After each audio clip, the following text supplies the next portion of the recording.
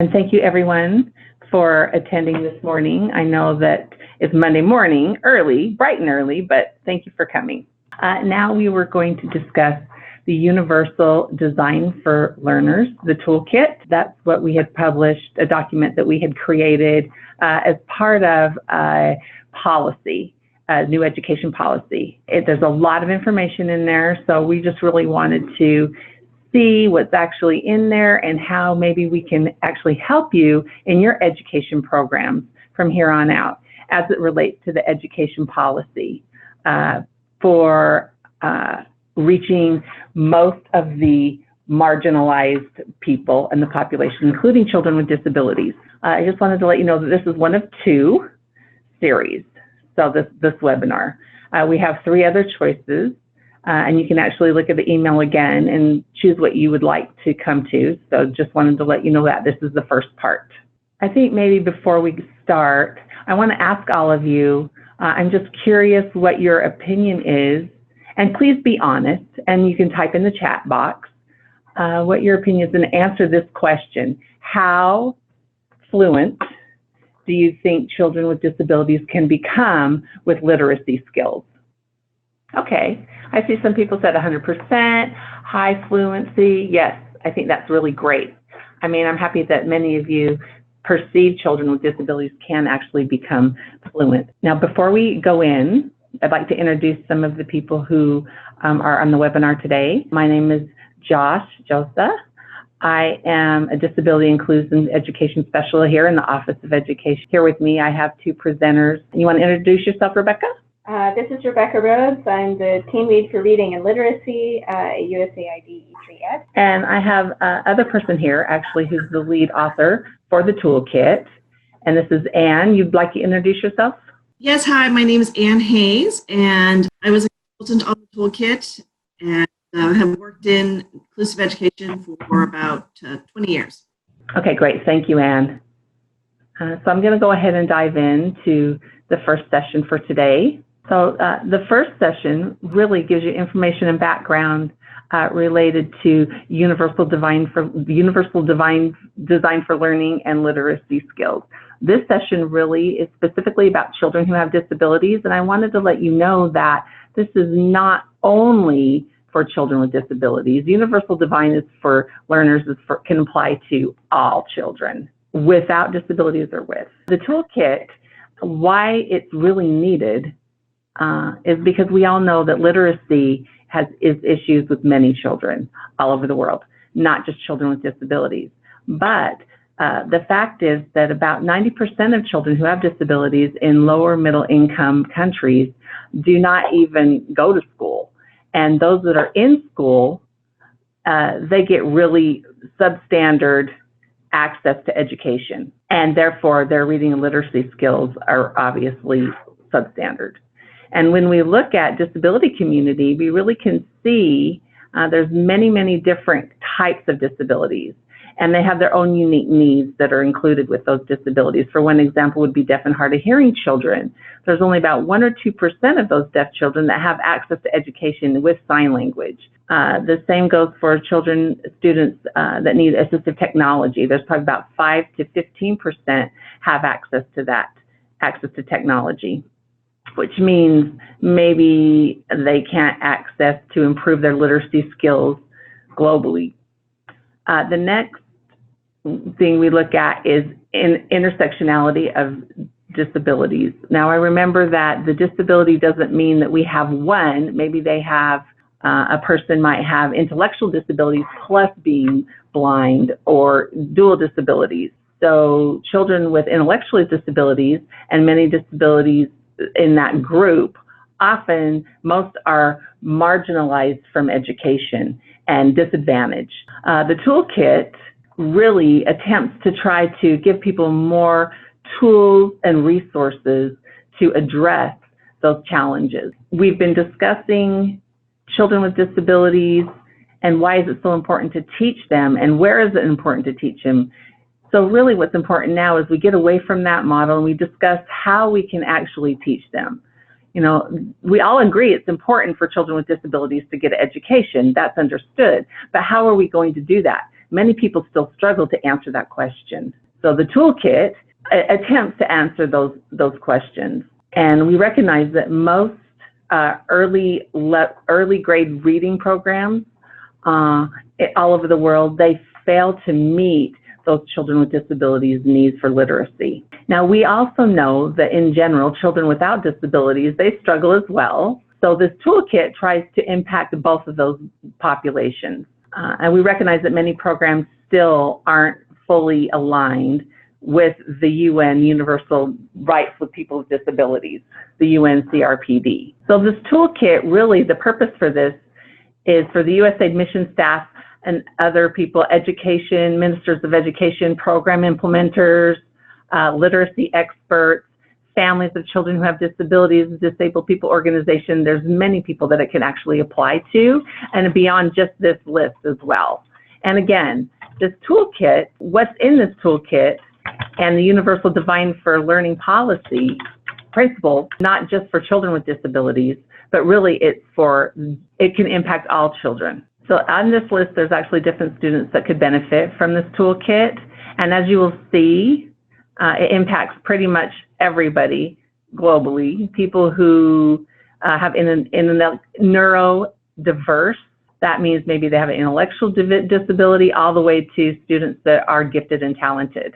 So that's a wide range of students, and they have their own unique needs. And the teachers have those skills that they need to meet those needs.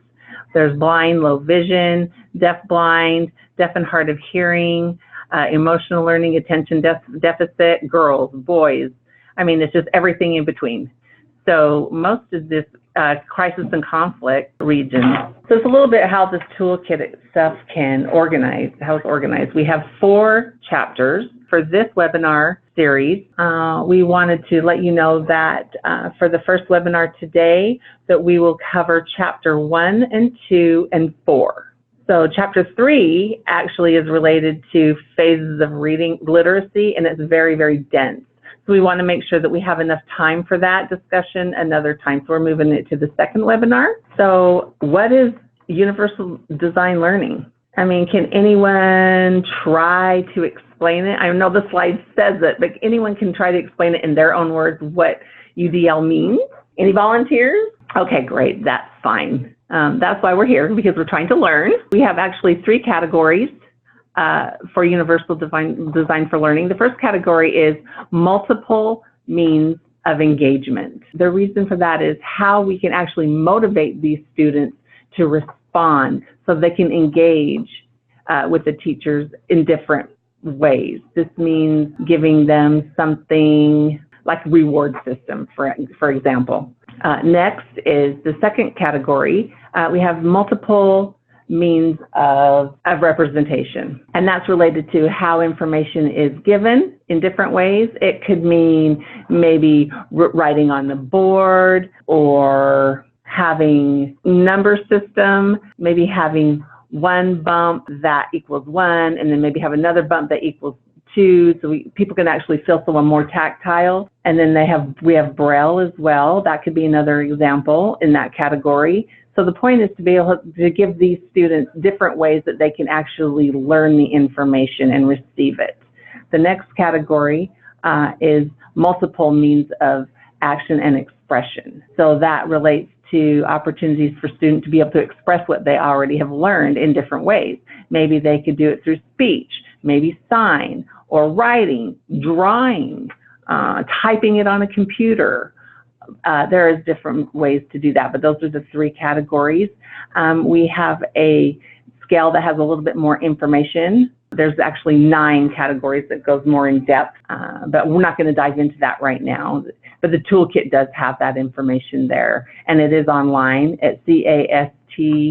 That's their guidelines, and it's a lot more in depth there. So, but the big picture is USDL. It's a framework for what different students, what their needs are, to make sure that it's effective and including all of them to be able to learn and express what they've learned. So literacy, rigid meanings for what literacy is, reading and writing, but people have actually envisioned this as a book, looking at a book and reading, and then writing with a pen and a paper, or a pencil, of course, and that was it. But really what literacy is, it needs to happen is to become very flexible. It needs to allow for multiple sensory approaches. They can use different ways. They could use technology, or maybe an old-fashioned way, reading and writing, but it's able to communicate and to learn receptively what's going on. We could do it through science, through speech, through technology, Braille. There's different ways to get the information to learn. So the toolkit is based on these core principles for literacy, and we just want to make sure that these students are able to get those and become competent. We want to build on those students' strengths, make sure that they're not, oh, you can't hear or you can't see, so, oh, sorry, too bad you can't be able to read because you can't see. You can't see the information, or you can't speak because you can't hear. You have to go on what they can do, what their strengths are. It doesn't matter what the disability is, but maybe you can use whatever necessary to be able to play on their strengths. And there's evidence-based instructional practices in there, and that's very important. To provide this positive attitude and to work with teachers with these students to make sure that what they teach and what the process is culturally relevant as well. Disability community has their own culture that has to be considered, and in that country's culture and the context there. So that also there's a balance, and it's very layered. And like I mentioned before, intersectionality, that's also included. Gender, identity. We just need to make sure that gender equality is there. LGBT, all these different kinds of things that are people that are marginalized and identified, we need to include them. And most important of all is to make sure that these students feel dignity. And, more often they feel like, oh my gosh, I can't, because that has been ingrained in through their life. I can't. But we want to make sure that these students feel like that they can, and we can bring them up, and that was going to apply for their life in the future and change that perception and their experience around their livelihood. So with this photo, there's actually 4 pictures here, and it actually explains the journey of different educational environments for students that have disabilities. And this has been going on for quite a while. One country could have all 4 of these, or maybe some of these. And I'm going to walk through each one of these photos. Quite a while back, many years ago, they tend to have the first exclusion, where in the center, and they had the regular boys and girls without a disability. Of course, they would go to school, but the different kinds of disabilities are outside of that circle. And they didn't go to school at all. They didn't get any kind of education. They were just left out. They would stay at home with their parents, or work on a farm, or maybe even an orphanage. They had nothing, no access. People started to recognize that these kids have equal rights to education as well. They need to be able to go to school. So maybe religious institutions, government, state schools, they actually set those up, but it was segregated. And that's the second picture, where's the segregation. And the children without disabilities were still together. And then the children that have disabilities were in separate schools. Schools for children that have disabilities, or school for intellectual disabilities, or blind, deaf, whatever, but it was actually segregated at that point. Then people started to, after the civil rights movement here in the United States, they recognized that being segregated is separate but not necessarily equal. So they had this new model, the next one. It's called integration. And that idea is where one school would have children without disabilities in one area, and then they would put children that have disabilities in that school, and that would be good enough. But realizing that the key difference between integration and inclusion, which is the last picture, is the integration, it just is physically there. They just put the kids in the school. The teachers didn't get appropriate training, the materials, it didn't have regular adaptations.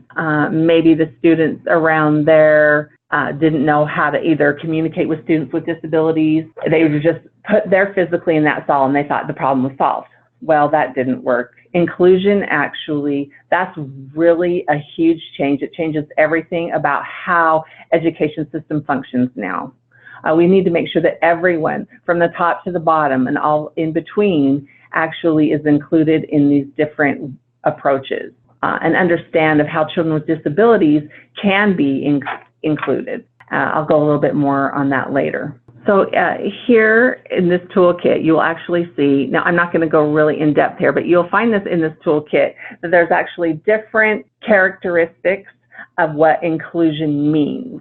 So for example, you want to make sure that children with disabilities are in a school that's near their home, that their teachers are actually trained to be able to support these students, and students that are in age-appropriate classrooms. As you can see, these two different, what is supposed to be and what's not supposed to be included. So you can look at that more within the toolkit.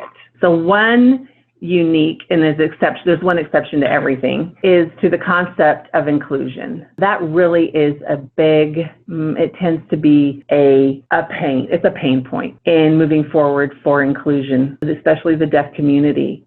And the reason why is because the deaf community really has their own language and culture. So many people think that children with disabilities, that's fine, we can just include them in the school. But for many deaf and hard of hearing children, when they go into these, often that's going to mean that they're going to be alone. They think about how they're experiencing these in the classroom. They can't actually directly communicate with other peers that are around them. They can't communicate with the teachers. All this information is coming through an interpreter if they're lucky. So some interpreters aren't trained. In a lot of countries that they're not. And if they do have an interpreter, that doesn't necessarily mean the student is getting the full information access that's for good education. So we just want to make sure that you think about what inclusion of deaf children mean. Make sure you're clear about how to transitions and how that's for children who are deaf and hard of hearing. Options can include inclusive schools, classrooms, and what it would look like for deaf and hard of hearing could be co-enrollment or day schools. And what those look like are, and how it's different than regular school, is the co-enrollment school could include bilingual schools, where most of the day they're taught directly with sign language, direct education, and they would have hearing students in that school as well. And maybe the hearing students would have maybe one or two classes that are separate that they would have they're orally taught. And then in that classroom, maybe they would have interpreter in the back of the room to be able to voice for the hearing students, but the primary mode of communication is going to be sign language in the day school. And the day school is the same idea. It's more for deaf students, so that's very unique, and I want you to remember that. So education is just a service; it's not a place. So education really happens everywhere. And we encourage these different students to we need to meet all of their needs and to make sure that we get their literacy skills and impact their employment opportunities in the future, because it actually goes on throughout their whole life, as we all know. And the last quote I just wanted to share from you from Stephen Hawking. And I often think of this because maybe the next Stephen Hawking is somewhere out there right now in a developing country. And maybe they don't have that access to education, and that's not fair. So we're going to miss that opportunity for that brilliance. So the quote says, we have to focus on things that disabilities don't prevent you to do, but focus on what it can do. For me, the summary of that session, I'd like to ask you, people that are on today, can you type in the chat box and rank your country 1 to 5, and think in your country it doesn't match the UDL, you aren't practicing that, is number 1, and then 5 is yes, you are practicing the UDL. So we have 1, Cambodia 3, in some places in the United States it could be 1 to 5, just depending on where it is.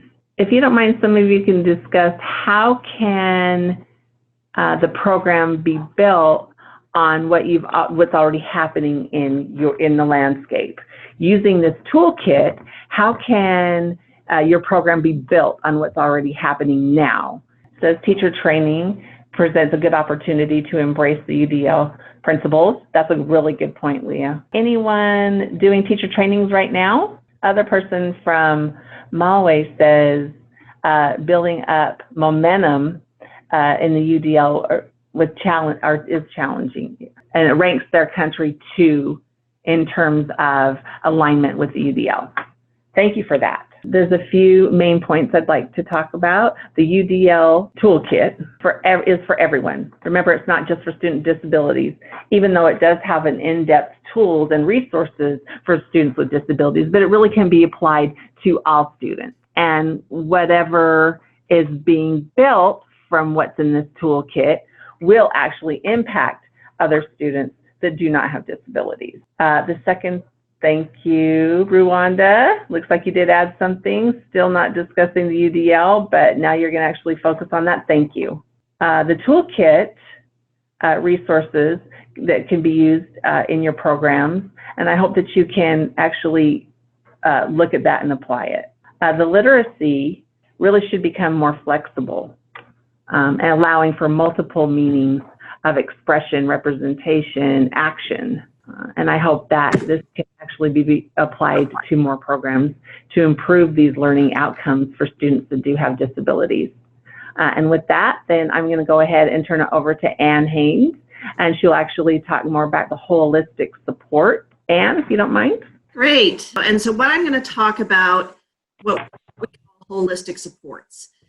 And when we talk about that children with disabilities should be included in general education systems, but they should be given the supports and services that they need, this sort of session talks about what those supports and services are. So this is a figure that we have in the toolkit, and it goes through a lot of these supports and services. We wanted to show the range of supports and services. So it's unrealistic that most countries have all of these issues. In reality, most countries have something.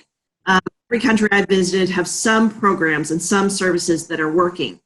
The reason we gave you the gold standard is we wanted you to be able to see what it should look like. It's happening that may not be aligned, how you can reconfigure so that it, as well as when you build up from the beginning, how do you build it correctly? Includes policies and strategies, teacher training, tiered levels of support, instructional approaches, other related services, as well as who should be engaged in this process. So one of the key issues is policies. The toolkit uses the CRPD as our guideline for inclusion. The CRPD has an article on education, and they also talk about in general comments that you cannot have two parallel systems. You cannot have segregated education and be aligned with the CRPD. In Ghana, for example, they created a policy that says you can segregate children who are perceived as having severe disability. And I think that's going to be a problem down the road because it serves as a barrier. It serves as discrimination versus, say, Liberia, which has a much more inclusive policy, probably very unrealistic to meet at this point, but it shows what it's moving towards. National education strategic plans to outline how you're going to slowly, progressively get to that. So the next issue we have here is teacher training. We have, we'll talk about teacher attitudes, and I'm not going to go through all of these issues. I'm just going to focus in on a couple of things. Talk about more about the hierarchy. In the toolkit, we talk about teacher attitudes. Teacher attitudes can serve as a barrier. We talk about role and principal administrators, importance of multi-tiered support. So one of the things we have here is the importance of tiered level supports. This is really to understand that all general education teachers should have some level of inclusion. Also have special education teachers. I think that if you train your general education teachers, you don't need special education teachers. Then we also have technical experts. These are Braille experts, people that know sign language.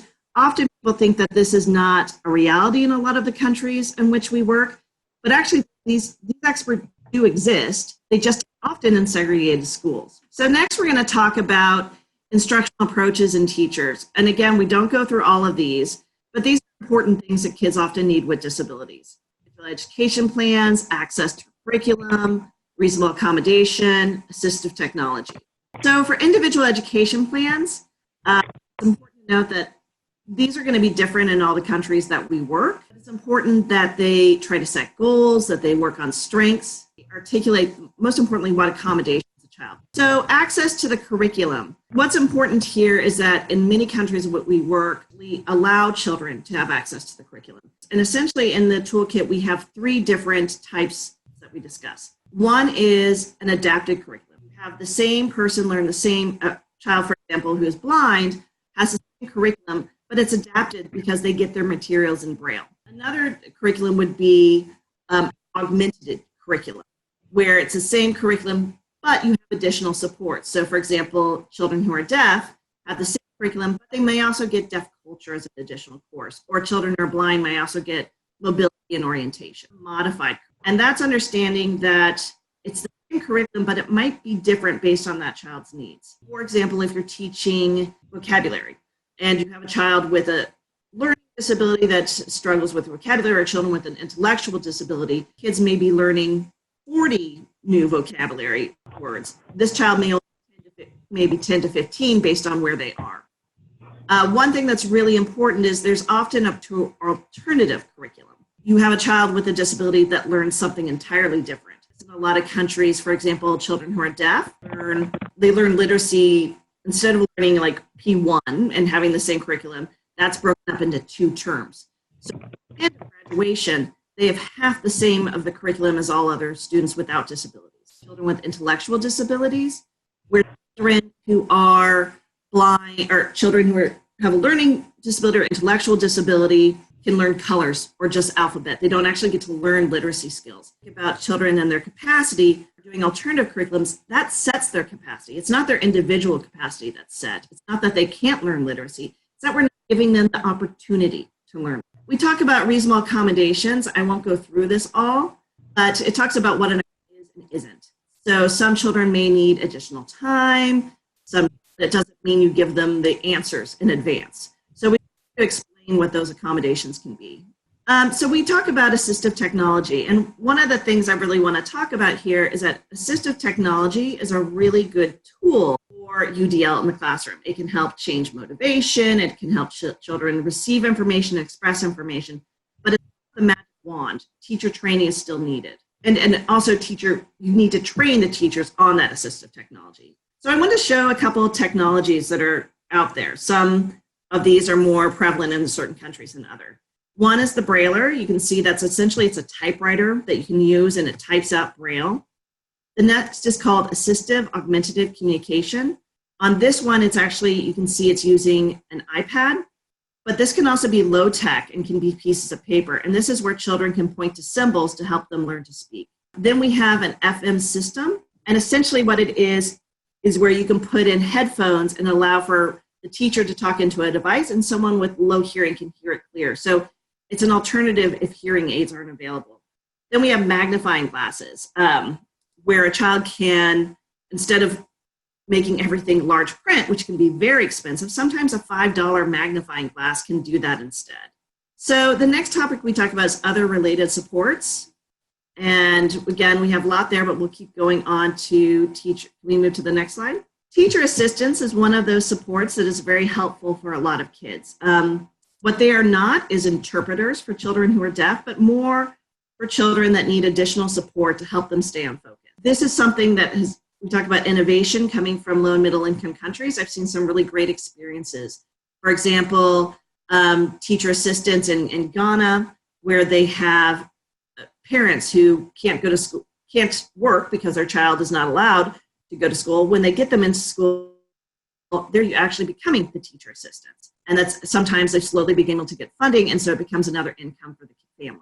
So the next I want to talk about is accessible transportation. Accessible transportation can be a main barrier for inclusion. Often we think of infrastructure, where we think of if we put a ramp in, but in reality, about 95% of children with disabilities can actually get into those schools. They just can't participate because there's inflexible curriculum, or teachers aren't trained, or they don't have access, they're not allowed. But accessible transportation can benefit many children with disabilities, because actually the lack of that accessible transportation is one of the main concerns for parents about being able, why they don't send their kids to school. There's concerns that there could be violence, sexual abuse going to and from school.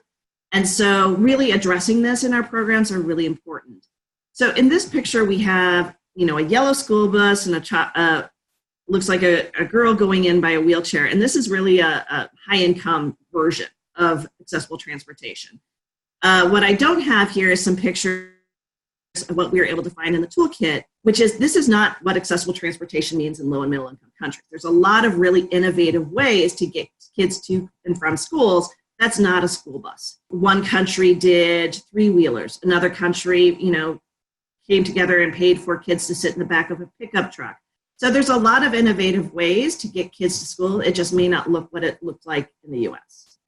The next slide, we talk in this session of the toolkit, we talk about who should be a part of this. We talk about self-determination, and that's a term that means that children with disabilities are active participants in their own education. We talk about family engagement, and you'll note here we use the word family and not parents because it can be siblings, it can be grandparents, that families can be very different in the countries in which we work. Then we have DPO engagement and community engagement as well. So I'm just going to talk about DPO engagement here because I think it's a really important aspect that I'm sure Josh and the team have talked about many times. But one article in the CRPD is that persons with disabilities need to be brought in on all projects related to persons with disabilities. But I actually think they need to be brought in for all projects because they have a valuable voice. So that means bringing them into the design, bringing them in as participants, as well as evaluation. Too often, I think, when we bring people in, it's been as beneficiaries. But there's a great voice and a very needed voice to help guide our programs. So this is the motto from the disability community worldwide, which is nothing about us without us. And so it's really important that we do this and keep these educational services. Research shows that when involved, educational services are improved. So that's it on our end. We want to see, first of all, are there any questions about this information? And maybe I could put out a question to kind of start the discussion. Does anyone want to talk about what holistic supports might be currently available in their countries? Have they seen any of the things that we've mentioned? Has this been something that's maybe been addressed in any of the projects? So I'm not seeing any comments on chat right now. Josh or Rebecca, do you have anything to add? So we have Mary, I'm not sure what country, but says the other type of supports in the school environment is peer-to-peer support and support in the classroom, especially in situations with teacher assistants. As Josh mentioned too, that talked about children who are gifted, often children who really understand, thank you, Mary from Malawi. Often children who do very well can be bored with the curriculum. And so the one great thing to do is to use those peers that really understand that content to serve as peer tutors and peer mentors. And so it helps both children. And I think, Rebecca, you also brought up a good thing. This is really holistic. We're trying to show the full picture, but in reality, we don't expect this to happen overnight. It's going to be progressive. But every country where I've been, there's something going on. They're doing something in this realm of holistic support. So there's something to be built upon. But there's also some times where they're doing things that may not be aligned with practice. So I think if you're looking to build, the first thing is to use that toolkit as a guide. Look to see what's happening in the country. Look to see what the research shows it should be like. And I would start with retrofitting the programs that exist to make sure they're aligned, and then slowly look based on priorities of the government and priorities of the DPOs, begin to be able to fill those other holistic supports in. Just to sum up, and I think that in a way is a sum up, there's a lot of different services that kids with disabilities may need. It usually is individualized. Not all supports help the same children with the same disability label in all ways. So it's how do we look to see what those kids need and how we support them. The toolkit provides a very comprehensive guide for people to look at in order to compare where their countries are and where their countries need to be. And so I'd really recommend that people look at that, right? And if they have questions, they can reach out to Josh and his team. So now I'm going to give it over to our next speaker, who is Rebecca. Thanks so much, Anne. I just want to say I'm really grateful to see people like Mary and Noura and Odala and everybody else that we have. Obviously, Satya, Wale, and then our Washington colleagues, Laura, Brooke, Deirdre. But especially now, the question I want to ask is just for people joining us from the field. So if you're from Washington, please don't answer this. If you are in the field, does anyone know where this toolkit can be found? Where can you find this toolkit we are talking about? If you know where to find the toolkit, feel free to type it in the chat. GRN, yes, the URC Reach for Reading GRN website has the toolkit. That's a good place. Good job, Noura. Any other ideas? Google will get you there. That's great, Catherine. Yes, I think Google will get you there. So please feel free to use Google. And there's one other thing that we could think about. It starts with an E. So you can also find it on USAID's EduLinks site. If you don't have anywhere else to go, USAID maintains a site called EduLinks, and there are lots of resources there, and this is one of them. And it is an extensive toolkit, so this webinar is just meant to orient you to the main ideas, but please, we encourage you to go find the toolkit and think about all of these things again after this. So with that said, I'm going to head into our session on From Theory and Into Practice, which really is directed at us at USAID and at other donor organizations that have the ability to sponsor this work. Do's and don'ts of funding. Let's jump right in. So I think we all know this, at least everybody on the phone, I think, is already in one way or another thinking about how to orient USAID monies toward the use of universal design for learning in all of our work, whether we're in a crisis and conflict situation or some other transitional developing situation. And what you need to know is that you're in good company if you're at a USAID desk and you're thinking of doing that. What you see on the slides are all of our other donor colleagues that are working to bring money towards the use of universal design for learning and really try to apply these principles that Josh and Ann have been talking about in the things that we fund. And you'll see on your slide as well, there's a mention of the GLAD network. So this is an entire network of specialists and interested parties and in some cases, foundations, donors, others with the ability to sponsor work in this area. And so please feel free to jump on their website as well and learn all about them. But they're also helping to push this agenda out into schools and out into programs. So how are we going to do this? Because it's one thing to sit in Washington and chat about it. It's quite another, as I know that Odala and Nora and Mary and Wale and Satya all know, it's quite another to be in a place that really doesn't have a system that's doing much of this yet, and to think about creating change.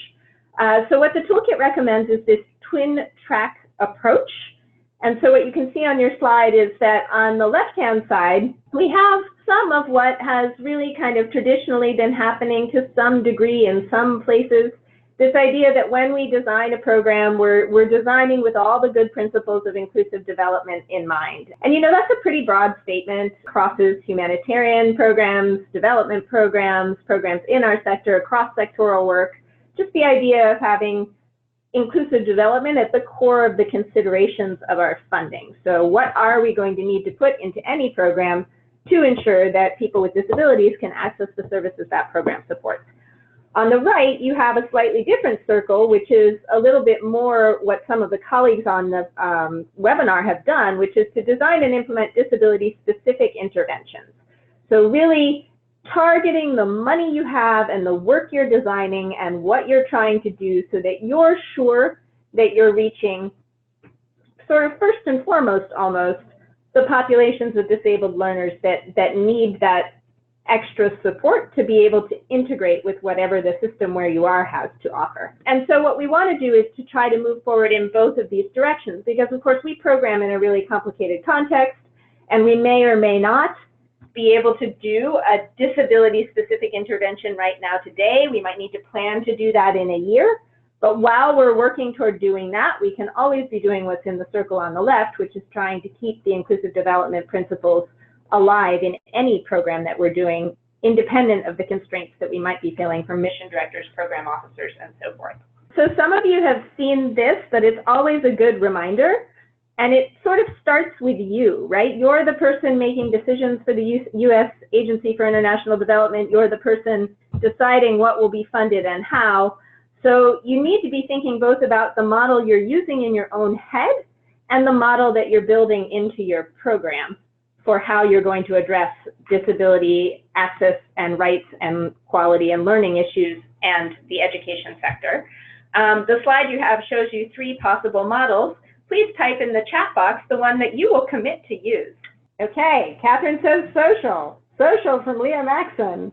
Brooke, great. Nora, yay. So we got a resounding response there for social, and that is the right answer. And it's obvious when you read it why it's the right answer. It's just that it's very hard to do, because the social model asks you to actually look at what needs to be reshaped from a societal perspective and not what needs to be in any way altered about the person that you're looking to provide services for. So it takes a lot more thinking about your system and your culture and your society when you're doing your program design to try to think about what is the best way to leverage the social model for your programming needs. And the toolkit has information for you on that. So this is a bit of a summary of what I just said, but the last two parts are, the last two bullets are the ones I haven't addressed yet. So really, we are at this kind of interesting turning point in the sector globally. It's true there's the twin tracks approach, and we can keep that in mind when we're working as USAID personnel. Obviously, we can be really careful about our analyses and our design and our implementation so that we're really leveraging the power of the social model of education in this space. But what's really super interesting is that the countries where we're all working have this opportunity to leapfrog forward. There is in the world a lot of information and a lot of dedicated expertise to how to design programs that really do use the principles of the Universal Design for Learning framework. And if we do this right, and if we put our power as USAID behind sponsoring that in the places where we are, even at a moderate scale to begin with, we might really see a leapfrog effect where we can actually move faster than other countries who have taken a slower path toward applying the framework. And obviously the last part is very important.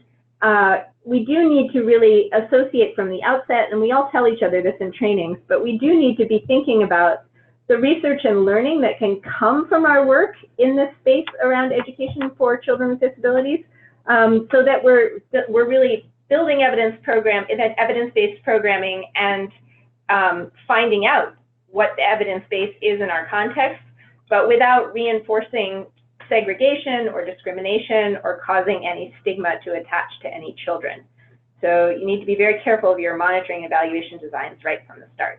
So you will find in this chapter, which is chapter 4 of your toolkit that you can find on EduLinks or Google or the GRN website, a long list of do's and don'ts for your funding work. And the do's and don'ts are organized in these 5 areas. So general inclusive education, do's and don'ts, identification of students with disabilities, do's and don'ts, teacher training, do's and don'ts, educational supports, do's and don'ts, and promoting literacy skills, do's and don'ts. So you can see here that there are some really good guidelines in the toolkit for you in terms of what you're trying to sponsor, what you're trying to design, what you're trying to fund, what you're trying to evaluate.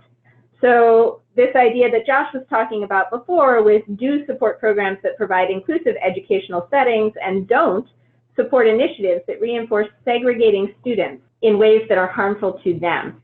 And Josh did have a sort of a footnote on that, an important one, which is that, you know, sometimes you need to be thinking about sort of the co-educational aspects or what you need to do for a certain group of learners so that they are in an inclusive setting, but they're getting services from a teacher that's best able to communicate with them. And Josh's example was for children who are deaf and hard of hearing.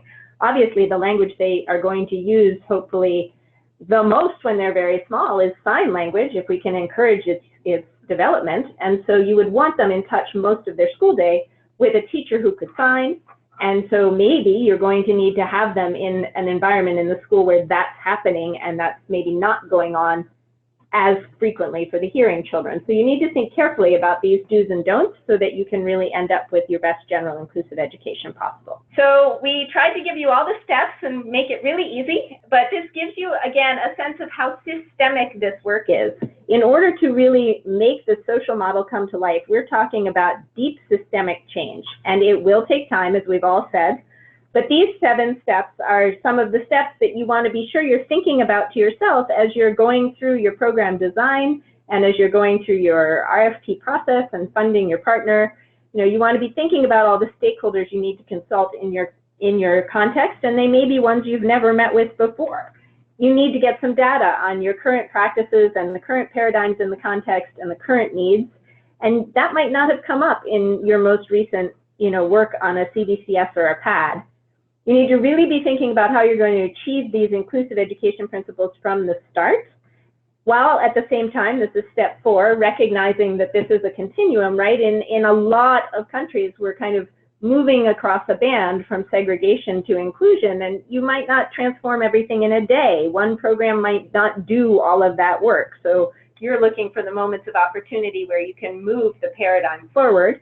Once you've done that great monitoring and evaluation we were talking about, take programming that's been proven effective to scale, addressing gaps in research along the way, and then hopefully, as Luann is about to do, I think maybe we'll get to hear from the Rwanda team or not, share out your best practices and your lessons learned. Okay, so these stakeholders, right? We listed several on the slide. I'm not going to read them to you, but you will find if you begin to talk to the same people you've talked to for a while with a lens about educating children with disabilities, that you get rich information that you might not have had before from any of your prior analyses. So that's one thing that the toolkit encourages you to do and talks about doing. And then the other thing is that there's a whole set, as Josh has been saying, there are whole communities and associations and affiliations of people with disabilities or people working on behalf of children with disabilities, and you might not have reached out to them in a concerted way before, but in order to program your money and to build your programs to meet these needs, use universal design for learning, you're going to need to do that. This should sound familiar. Again, this isn't something you've never done. It's just that you're now doing it with a lens about disability and what that means for learners in your country. And so Josh is here to help with that. Leah's here to help with that. Josh is pointing at me. Of course, I'm here to help with that if I can. Again, we want to take things we've done before. This should give you comfort. These are actions you've taken before, and now you're going to try to take them with a new lens. This isn't a domain of which we need to be worried or scared. We need to actually go ahead and get our feet wet and step into the ballgame. This is where the rubber hits the road, right? So implementing disability inclusive programming, again, recognizing that things aren't going to be rosy overnight necessarily, but you can check what's happening now in your country for the twin track approach. You can try to build toward the twin track approach in new programs that you plan. And then as you go forward, you can always be thinking about tinkering with all of the programmatic documents we use, like work plans and budgets and staffing plans, et cetera, to keep checking for these aspects of inclusive ed and of the use of the universal design for learning principles, and where you see opportunities to make them more apparent or to make them more really dominant, please do. And then, as we've been talking about, it's likely that you're in a context where you're somewhere on that continuum from segregation to inclusion, and you're moving towards inclusion and hopefully step by step away from segregation. And that sounds so simple and fluid here in the webinar, but as those who've been doing this on the ground know, it's actually quite difficult because this is such new work. So we're really looking at, a 5, 10, 15, 20-year time horizon, depending on your country, to get this kind of work done. So you have important questions that you'll be faced with, and each context will drive towards a different answer. For example, should the priority be identification of children with disabilities if the number of students with disabilities in the country remains unknown, right? We work with a lot of people, at least Josh does, who come up with this finding that they really just don't know how many children with disabilities are there to be served, and they may not know even where they are. And so sometimes you're starting at just that very basic data collection point, and we'll have more to say about that in the webinar that is the next part of this series. The second question is an interesting one. Do you need model schools? Now, model schools are a type of application that some countries have loved and some countries have not in general. I can think of the example of Egypt, where I've done a lot of work, and Egypt loves model schools. And if I were going to try to move education for children with disabilities forward in Egypt, I would probably consider maybe having a model school in each region where everybody could travel to the school and see what was happening and really try to make it as inclusive an environment as possible.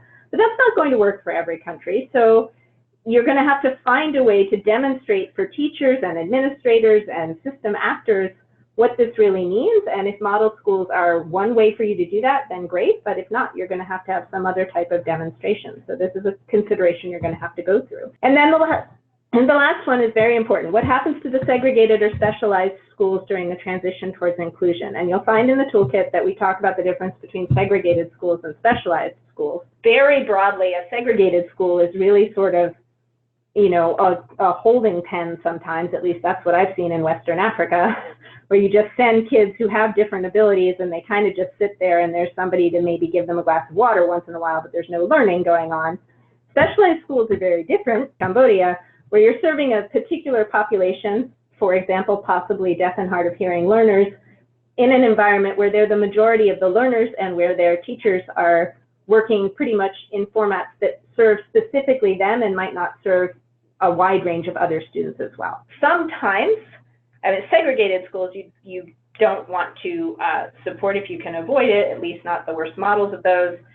There are some times that a specialized classroom or schooling situation might be needed for some learners, so you're going to need to know and think about, oh, does the format that I'm seeing here have a utility? And if so, do we continue it or do we phase it out, or how do we work across that spectrum from segregation to inclusion? Obviously, this is something we talk about a lot at USAID, but do see and check that your programming is effective before you try to take it to scale. We don't want to hold back or slow down this work, but we also don't want to go crazy with scaling up, quote unquote, models that actually still need to be adjusted. So it's really important to think about how systemic change is going to drive your timelines, and how going to scale is probably going to be something that isn't going to be automatic. So this is interesting. These are two graphs of about the research base right now in education for children with disabilities. And one is from Africa on the left and the other is from Asia on the right. And I can barely, because I'm getting so old, read the categories. But what they generally show is that the biggest category right now of knowledge that we have is in the general category. So there's this 33% of research that's been done in Africa on children with disabilities and education for children with disabilities that's in the sort of more generalized area, and 47% in Asia, whereas there are lots of, as Anne's first graph showed, there are lots of little sub-areas that you're going to need to be thinking about as you design your inclusive education programming. And each of those sub-areas doesn't have that much deep dive research behind it so far in the developing country context. So to the degree that you can hold money back and aside in your budgeting to do this kind of research, we can really add to this evidence base as a donor organization. And then share best practices and lessons learned. We're actively on the Washington side trying to do this, at least for the programs in Cambodia, Malawi, and Nepal that we've financed through monies from DACA. E3Ed is sponsoring a cross-national study so that we can try to start really having our own evidence base as an agency built up and developed. We really do need to be able to share information amongst ourselves and learn how to do this in the different places where we're working. New, and we have a long way to go. And the toolkit is meant to help with that. So this is our last thought on this programming session, which is obviously a very appropriate quote from Helen Keller: alone we can do so little, together we can do so much. And so it's really about how do we all work from our different USAID offices together to try to use the toolkit to push forward with applying universal design for learning in our programming. So thanks, everyone. So for those who are listening, if you can use the chat box, what I'd like you to do now is just take a deep breath. We're almost to the end. But what I'd like you to do now is think about what Josh presented in terms of the introduction to this webinar, the three fundamental principles of universal design for learning, the differences between segregated schooling and inclusive schooling and all the variations in between. Think about what Anne was talking about in terms of holistic supports and her beautiful circular diagram of all of the areas that we need to impact to be able to better program for children with disabilities. And then think about what I was saying in terms of the things we have to remember given our responsibility as a donor so that we can turn these theories into practice. I'd like you to type in the chat box one or two things that really stuck out for you today, that really struck you as important in any of this information today. Twin track, good answer, Nora. Systematic change, love it, Wale. That's great. Two-track approach from Catherine. So I'll tell you what's really kind of stuck out for me as we were doing this.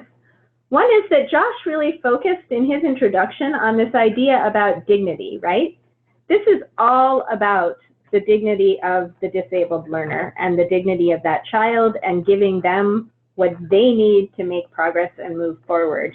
It's not any different than anything you've heard in any educational course you've taken in the course of your career, but somehow, as a world community, we haven't been able to really focus on this for our disabled learners in the ways that we have been able for others. So this is really about elevating the dignity of these children and finding the approaches and the tools and the strategies and the multiple means of engagement and representation and communication that allow them to be full actors in the educational space. I think Josh's emphasis also on sort of communication and modes of communication. He gave us lots of examples of how you can adapt your environment to take people with differing abilities into account. The change, though, is to remember to do that. It's very easy. In fact, I'm doing it now as a teacher, to just roll forward and not remember to check and see whether you're really setting up something that is possible for everyone in your room. And so there's a real mind shift that we need to have around being sure that people can really be in the conversation, even if they're very young children. Obviously, this idea of inclusivity and working towards inclusive education as a sort of spectrum for the countries where we are, and getting your data and understanding where you are in that spectrum is most important. Anne talked a lot about things that are sort of local solutions, and the fact that most of the time, except for when we're talking about one of the technologies she highlighted, which obviously has to be brought in through some kind of government buy, most of the time, local people, as was true in the example she gave about transportation, local folks may have a solution to offer you if you're looking to better include a disabled learner or a set of disabled learners in your programming. You can check with the people around them. They may have the answer. So that, I thought, was important from the holistic support side. Obviously, and Wale, you picked right up on it, I was emphasizing the fact that we're not changing just a teacher or a classroom here. We're changing a system. That is the place of a donor. That's what a donor should be working to do. But because we're changing a system, our work is actually multi-layered and pretty complex. So you're going to need to read that toolkit, which you can find once again on Google Edulinks or the GRN website, to really help these systems evolve in these ways. So I'm going to leave it there. Josh is going to remind you about webinar 2 at this point. I just want to remind everyone that we do have a second webinar, and just make sure that you keep a look for the dates and the times on that. And we're going to actually cover more in depth about literacy support. Thank you very much, everyone, for participating today.